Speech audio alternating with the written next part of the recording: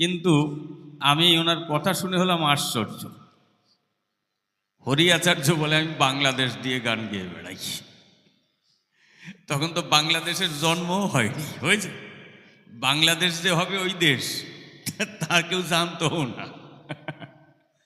তখন একই বঙ্গ, অখণ্ড ভারতবর্ষ, অর্থাৎ বাংলাদেশ, পাকিস্তানও হয়নি তখন, তারও আগের ঘটনা। তো যাই হোক আর কি, এখন বাংলাদেশ হচ্ছে, তো ওই জন্য ভাবে ঢাকায় বাড়ি মানে বাংলাদেশ।